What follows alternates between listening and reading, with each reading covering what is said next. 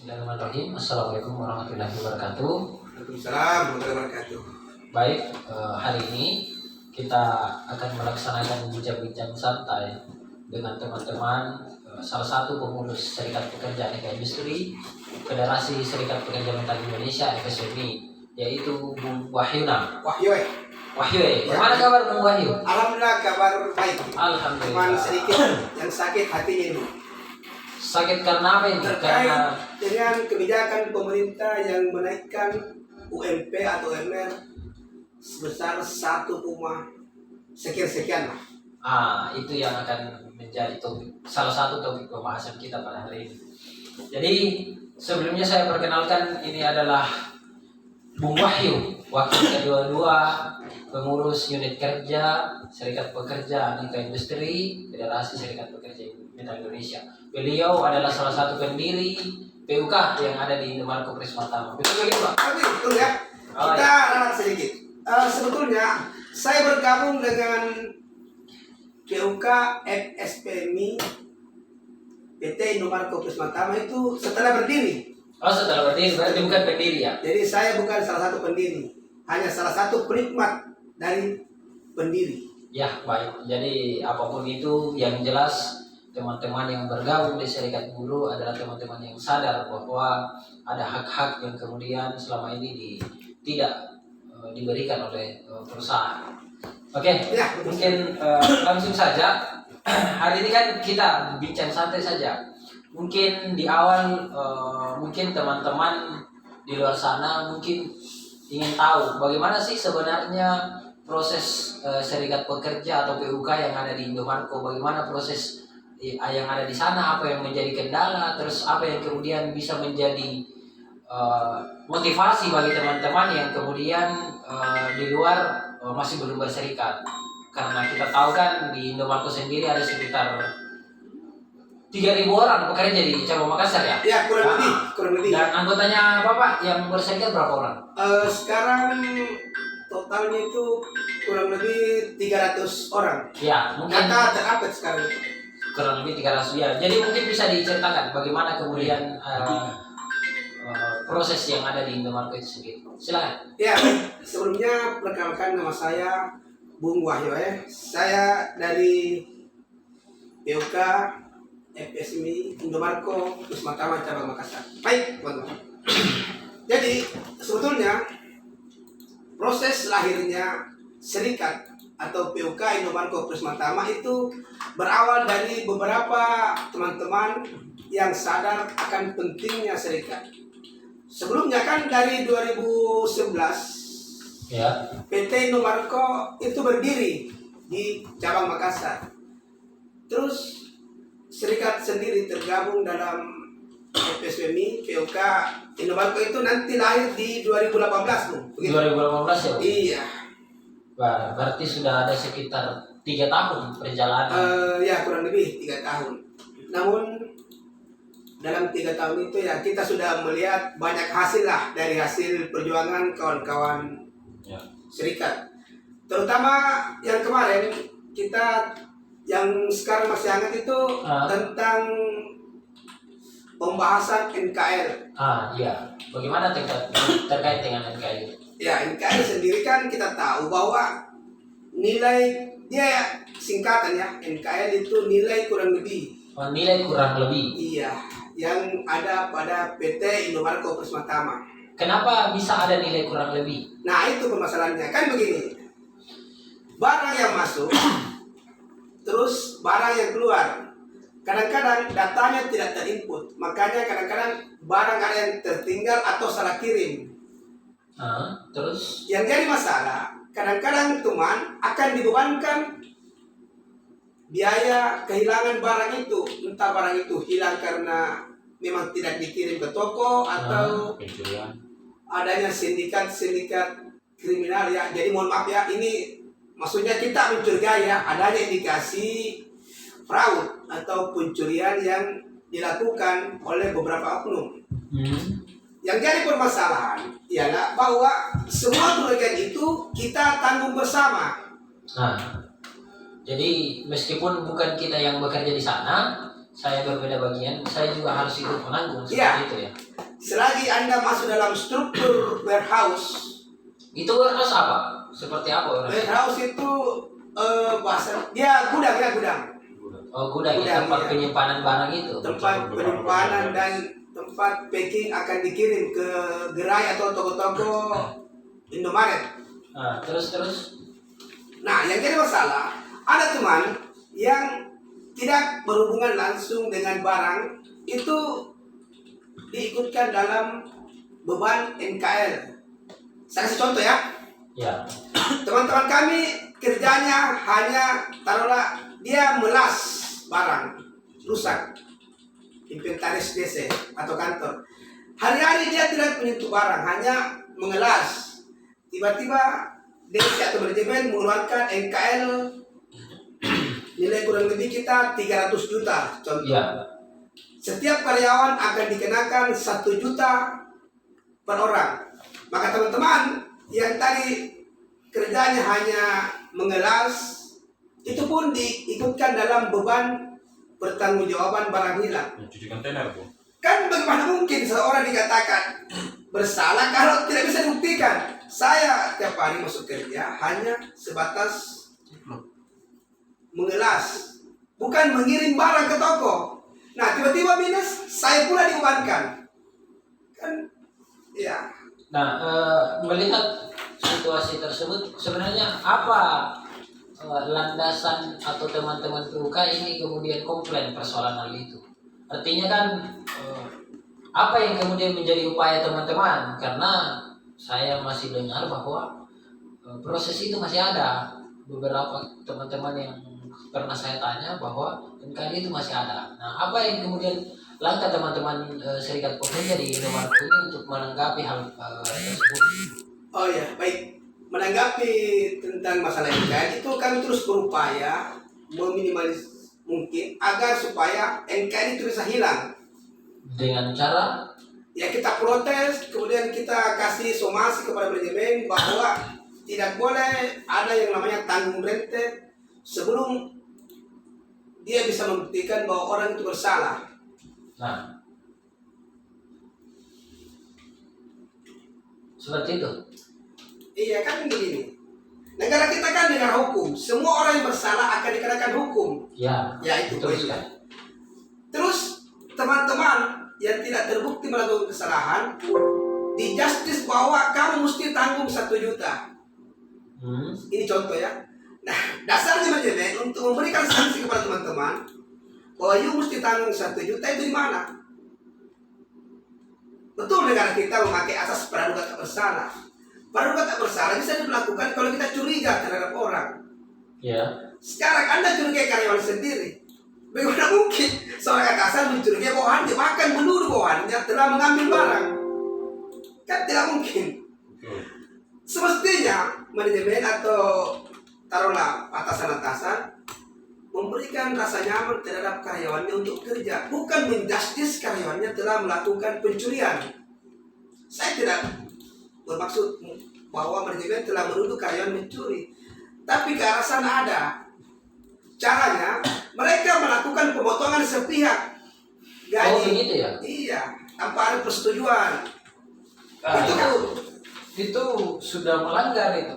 Iya. Atau bagaimana sebenarnya mekanisme kenapa bisa, dan sepengetahuan saya kan di PP 78 tahun 2015 itu kan memang diatur bahwa pergantian itu ada beban kepada para karyawan untuk dilakukan pemotongan gaji itu sampai batas 50% itu dibenarkan oleh peraturan pemerintah. Nah, bagaimana terkait dengan hal itu? Apakah itu perusahaan seharusnya kan sudah menerapkan apa yang kemudian menjadi aturan yang ada? Bagaimana dengan hal itu? Iya betul, di PP 78 itu ada diatur. Yang jadi permasalahan sekarang mesti dibuktikan kebenaran seseorang yang akan dipotong upahnya. Saya kasih contoh ya. Ada teman-teman kami yang kerjanya hanya mencuci kontainer. Dia tidak tahu tentang barang rusak, barang expired atau barang hilang. Dibebankan pula dengan beban kehilangan barang.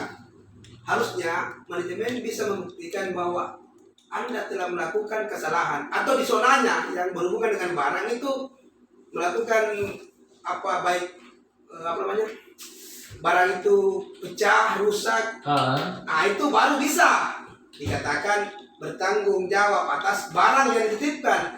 Kalau orang yang tidak dititipkan barang kemudian dilakukan pemotongan upah, itu kan melanggar. Harus ada pembuktian awal bahwa IU telah melakukan pengusahaan atau penghilangan barang yang dititipkan perusahaan atau manajemen kepadamu, sehingga kamu mesti menanggung daripada kehilangan atau kerugian barang itu. Ah, itu kita fair-fair aja, pastilah kita bertanggung jawab. Iya, namanya kesalahan bekerja ya, juga sudah ada risiko ya, ada risiko itu ya. Risikonya masing-masing. Ya, human error. Ini kan sekarang bukan human error, tapi atasan atau manajemen yang error.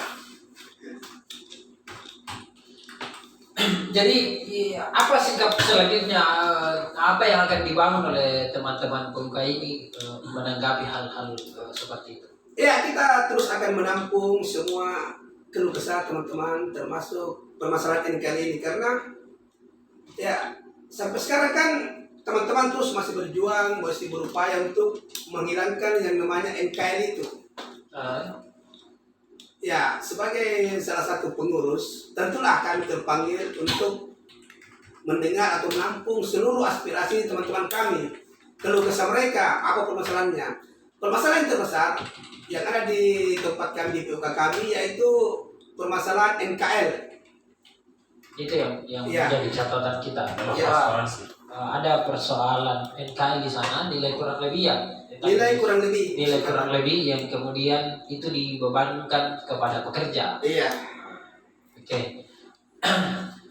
Untuk selanjutnya yang isu yang baru-baru ini terkait dengan mungkin Omnibus Law yang sudah bertahun teman-teman serikat pekerja khususnya FSPMI, KSPI itu kemudian terus untuk melakukan penolakan. Nah, teman-teman di tingkatan PUK, tingkatan bawah, apa yang kemudian dilakukan, apa yang kemudian menjadi upaya-upaya yang dilakukan teman-teman PUK dalam penolakan Omnibus Law ini?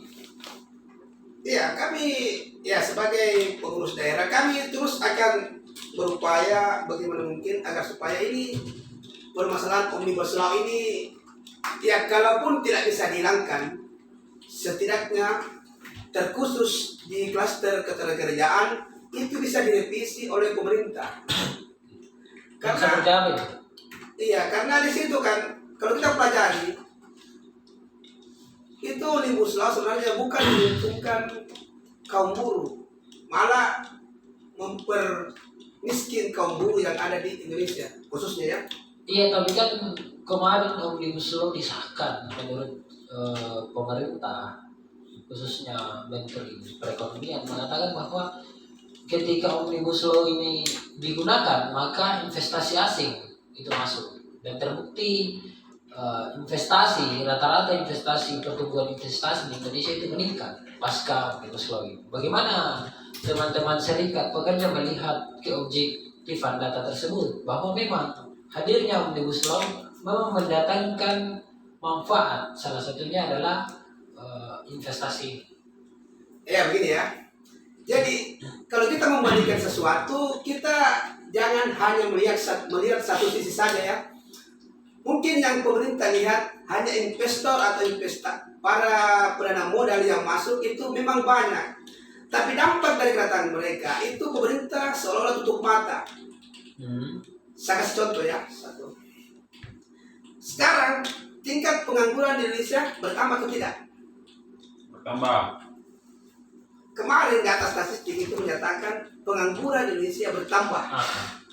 Nah, menguntungkan tidak? Iya, memang di satu sisi ya kita tidak sama-sama siapa yang menginginkan Omnibus pandemi COVID-19 yang ratusan ribu pekerja itu di PHK. Ya mau tidak mau itu yang harus dilakukan, dan salah satu upaya yang dilakukan pemerintah kemarin terkait dengan itu adalah bagaimana kemudian, mungkin Bapak juga sudah dapat, bagaimana subsidi 1,2 juta pasca pandemi COVID-19.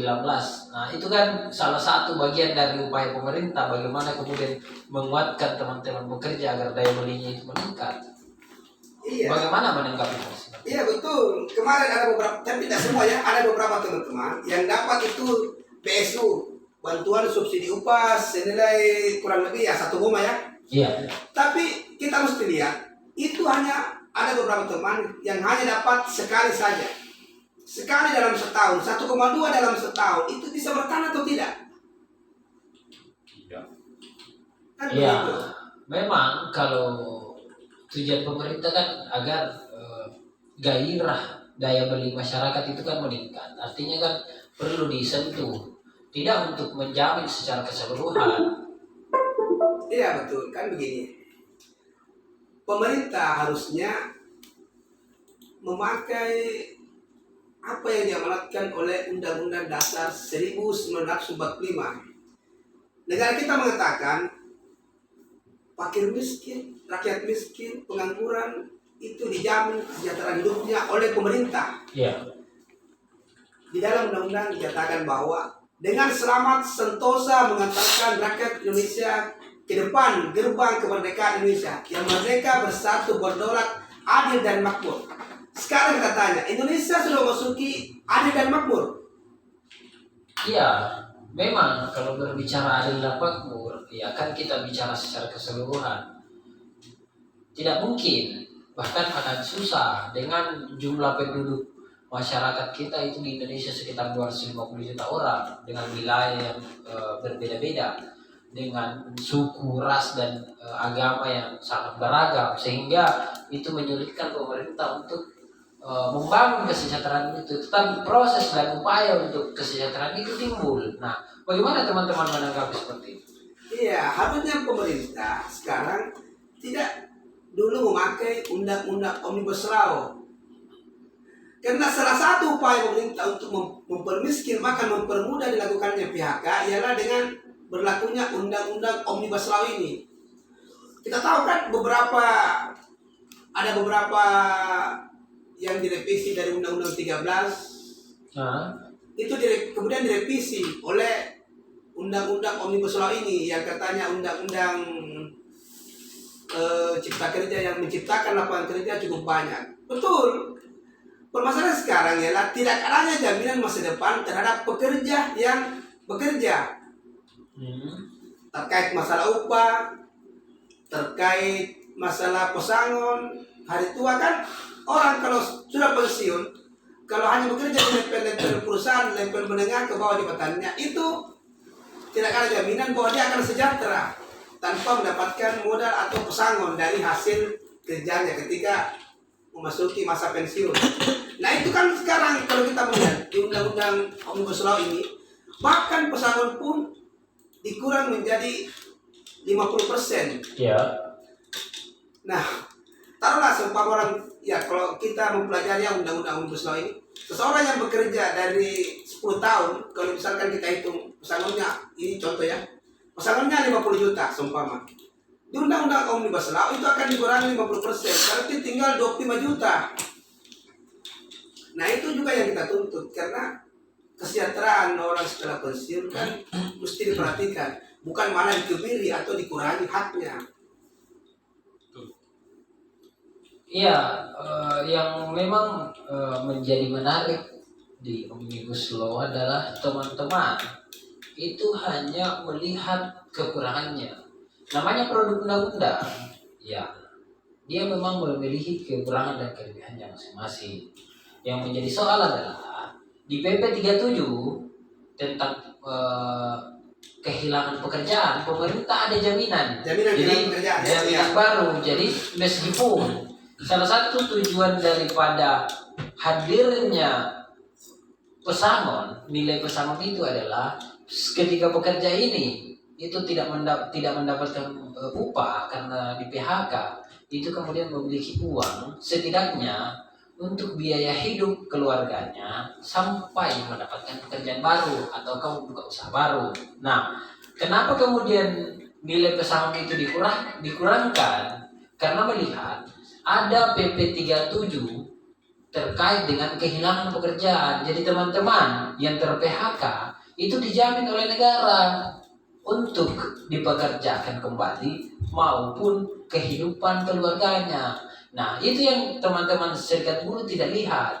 Jadi kalau kita melihat sesuatu itu harus secara utuh.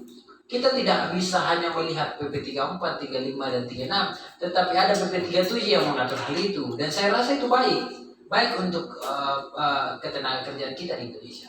Bagaimana jika seperti itu? Oke, baik ya. Ini ya saya jelaskan ya. PP 37 itu dia ada salah satu yang mengatakan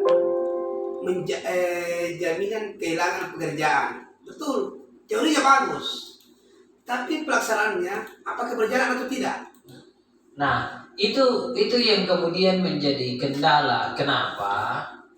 Karena mekanisme penerapan PP 37 itu teman-teman kan tidak mau menerima. Jadi penerapan PP 37 itu tidak terserap dengan baik karena sikap teman-teman serikat pekerja. Iya, begini ya. Kalau kita lihat sekarang, kita melakukan survei atau riset di lapangan, itu hanya ada di dalam peraturan saja.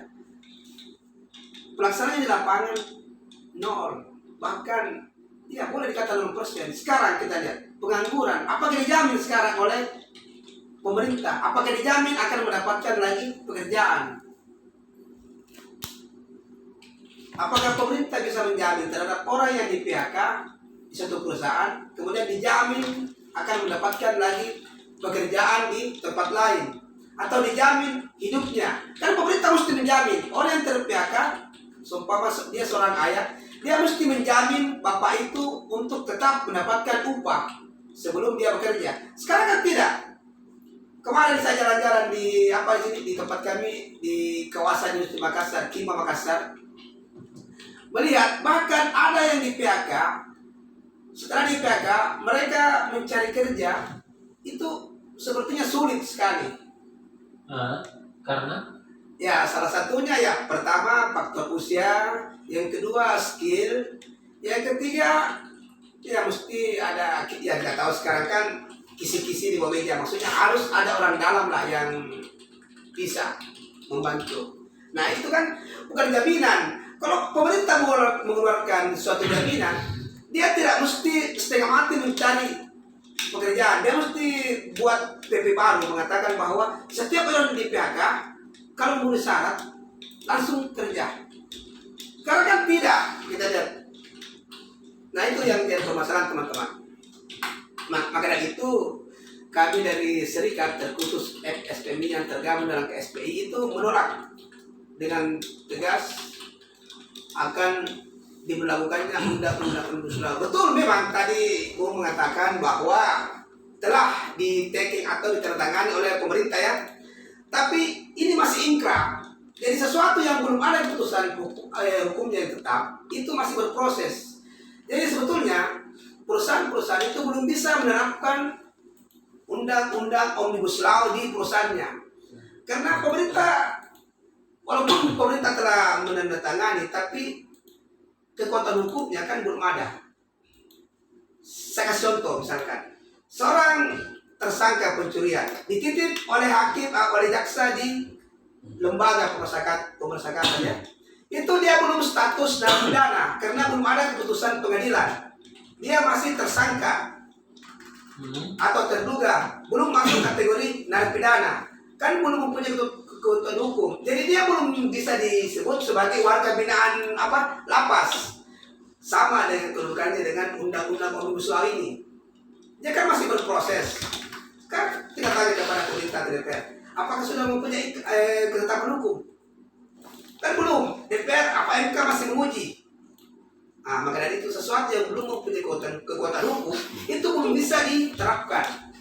Jadi sekali lagi saya pesan kepada teman-teman, janganlah kita dibodoh-bodohi oleh kaum kapitalis. Mereka berdalih ketika melakukan PHK terhadap teman-teman, mereka memakai undang-undang Omnibus Law. Itu sebenarnya belum bisa dipakai karena belum mempunyai kekuatan hukum yang tetap.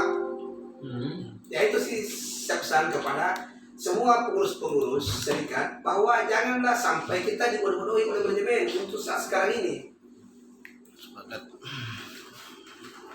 Ya, jadi mungkin tadi saya berada pada posisi melihat jawaban dari pemerintah, tapi jawaban saya itu sangat subjektif, itu sesuai dengan apa yang saya pikirkan. Jadi apa yang kemudian menjadi sanggahan saya tadi terkait dengan omnibus law, terkait dengan mekanisme di dalam perusahaan khususnya di Indomarko tadi, itu saya hanya melihat gambaran secara umum sesuai dengan apa yang saya lihat, bahwa mungkin saja alasan-alasan yang saya sampaikan itu menjadi alasan pemerintah, tetapi ya kita tidak sedang di posisi pemerintah, saya pun adalah seorang pekerja, tetapi bagaimana kemudian kita melihat bagaimana tanggapan pemerintah. Jadi tadi saya berasumsi saya berada di posisi pemerintah, itu kemudian menyampaikan apa yang kemudian saya tahu secara subjektif. Saya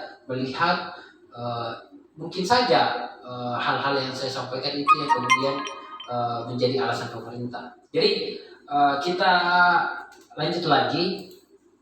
Jadi yang lebih menarik hari ini, baru-baru ini KSPI mengeluarkan konferensi pers terkait dengan mogok nasional. Nah, kira-kira tingkatan pengurus PUK itu apa yang kemudian, langkah apa yang akan dilakukan? Misalnya menyurat dan lain-lain, karena kalau kita tahu bersama mogok kerja nasional di undang-undang tentang mogok kerja Undang-Undang 13 2003 itu kemudian mogok kerja itu bisa dilaksanakan ketika gagalnya pertunjukan. Nah, bagaimana teman-teman di PUK melihat hal itu? Oh iya, begini. Terkhususkan dari PUK Indomarko Cabang Makassar, kami sebetulnya menunggu instruksi nasional kapan dan di mana dilaksanakan. Kami tetap menanti dan menunggu instruksi.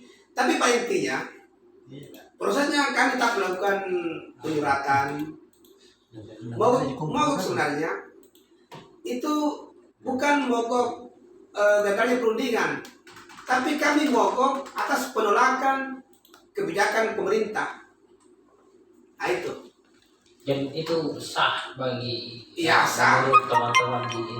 Iya, sah. Karena kita rencana all out turun untuk melakukan mogok sebagai protes terhadap kebijakan pemerintah yang kami lihat khususnya itu hanya menguntungkan kaum kapitalis, para pengusaha-pengusaha. Karena cobalah kita lihat isu-isu yang berkembang sekarang, ada 4, kalau tidak salah kemarin saya lihat di berita, ada 4 provinsi yang tidak dinaikkan upahnya. Pemerintah beranggapan bahwa gaji atau UMR yang ada di 4 provinsi itu dinyatakan sudah layak. Tapi dia tidak diimbangkan dengan harga sembako atau kebutuhan pokok yang sekarang sudah mulai melambung. Jadi jalan satu-satunya bagi kami sebagai protes, ya mungkin kami akan melakukan mogok nasional serentak. Kami ada beberapa aliansi yang tergabung dalam KSPI, bahkan ada di teman-teman serikat lain yang mungkin akan melakukan hal yang sama. Itu kami lakukan serentak. Mungkin akan dilakukan mogok apakah di tempat kerja masing-masing, di pabrik masing-masing, atau keluar melakukan long march terhadap kebijakan pemerintah. Penolakan lah, kalau bahasa ininya penolakan kebijakan pemerintah yang kami anggap tidak menguntungkan bagi kita kaum pekerja, kaum miskin kota. Itu salah satunya. Jadi itu tanggapan teman-teman. Mungkin yang terakhir sebelum kita tutup bincang kita pada hari ini terkait dengan deklarasi Partai Buruh di 4 sampai 5 Oktober 2021 di Jakarta kemarin. Nah, sebenarnya apa yang menjadi alasan kuat teman-teman? Yang saya tahu ada 11 konfederasi kalau tidak salah ya. Yang tergabung ya. Sekitar kurang lebih 50 federasi yang kemudian menyatukan diri untuk Melebur. membangun Ya, melebur, ya. Partai Buruh. Nah, apa yang menjadi alasan teman-teman dan apa yang kemudian nilai jual dari Partai Buruh ini agar masyarakat khususnya kaum milenial hari ini itu bisa tertarik sama Partai Buruh, bahwa teman-teman ini butuh Partai Buruh atau seperti apa? Oh, Mungkin bisa dijelaskan atau seperti apa? iya, jadi begini ya. Sebenarnya Partai Buruh ini bukan partai baru. Dia reborn atau pembaruan dari Partai Buruh sebelumnya. Partai Buruh sudah ada, bahkan sudah pernah masuk dalam, sudah lolos verifikasi lah. Cuman sekarang kan ada, kita tahu sama-sama bahwa ada beberapa atau bahkan hampir keseluruhan itu kepengurusannya dirombak. Nah, tujuannya ya. Pertama, kita melihat Partai Buruh ini adalah milik rakyat, milik buruh, milik pekerja. Semua yang pekerja penerima upah itu adalah buruh. Nah, anggaplah kita kembali ke rumah kita sendiri. Itu sebenarnya. Kalau kita melihat sejarah Partai Buruh kan memang kita butuh masyarakat. Dia memikirkan kaum menengah ke bawah, bukan kaum menengah ke atas. Jadi harapan saya kepada teman-teman, terkhususnya kaum milenial muda, agar supaya bisalah memilih dan membantu teman-teman pengurus mempromosikan kaum buruh. Karena kaum buruh ini, ya tahu sendiri kan, buruh dia memihak kepada masyarakat kecil, rakyat lemah, pejuang kaum duafa. Bukan partai, ya walaupun kita tahu ya bahwa memang ada beberapa partai-partai penguasa sebenarnya. Tapi harapan kita, semoga Partai Buruh bisa besar dan menang. Kalau kita lihat di beberapa negara, Partai Buruh lah yang berkuasa. Dan kesejahteraan mereka pun terjamin, tercapai. Karena prinsipnya tidak usahlah negara yang sejahtera, tapi masyarakatnya atau penduduknya yang harus sejahtera. Secara otomatis kalau sejahtera rakyatnya, pekerjanya, buruhnya, masyarakatnya, maka secara sendiri negara pun akan sejahtera. Kalau negara sejahtera belum menjamin warga atau masyarakatnya yang sejahtera. Tapi kalau masyarakat dan warganya sejahtera, itu jaminan negara pun ikut sejahtera. Ya, itu dari saya. Ya, mungkin terima kasih atas bincang-bincangnya Bu Wahyu, salah satu pengurus Serikat Pekerja Aneka Industri PUK Indomaret Kusuma Tama, untuk hadir di tempat podcastnya kita di Media Center FSPMI Makassar, sehingga semoga apa yang kemudian menjadi diskusi kita pada siang hari ini itu kemudian bisa memberikan gambaran kepada teman-teman, khususnya teman-teman serikat pekerja, dan kemudian semakin giat bagaimana kemudian membangun Partai Buruh sehingga generasi kita di masa depan itu tidak sama lagi dengan teman-teman yang ada hari ini. Terjadi ada proses revolusi. Kalau teman-teman di serikat buruh, revolusi namanya. Ada. Ketika ingin melakukan perubahan yang sangat besar. Dan itu pernah terjadi revolusi perindustrian di abad ke-18 dilakukan oleh Mr. Robert Owen. Itu memang ada revolusi perindustrian. Ya, sebelum kita tutup, satu pesan saya. Ya, silakan. Bahwa hidup ini seperti membawa sebuah mobil. Kita punya spion kiri dan spion kanan. Ada kaca besar di depan. Spion kanan adalah masa lalu yang baik, sudah jauh tertinggal di belakang. Spion kiri adalah masa lalu yang buruk, sudah jauh tertinggal di belakang. Kita punya kaca besar di depan. Artinya kita mempunyai masa depan yang lebih cerah. Maka dari itu, pilihlah Partai Buruh. Hidup Partai Buruh. Hidup. Hidup Partai Buruh. Hidup Partai Buruh. Hidup Partai Buruh. Hidup Baik, Partai Buruh. terima kasih. Mungkin itu saja podcast kita pada hari ini. Terima kasih Bung Wahyu atas waktunya sehingga memberikan kita pelajaran dan pengetahuan baru terkait dengan apa yang kemudian menjadi masalah di PT Indomaret Kusuma Tama Makassar. Terima kasih. Bila Taufik wal Hidayah. Assalamualaikum warahmatullahi wabarakatuh. Ya, terima kasih. Assalamualaikum warahmatullahi wabarakatuh.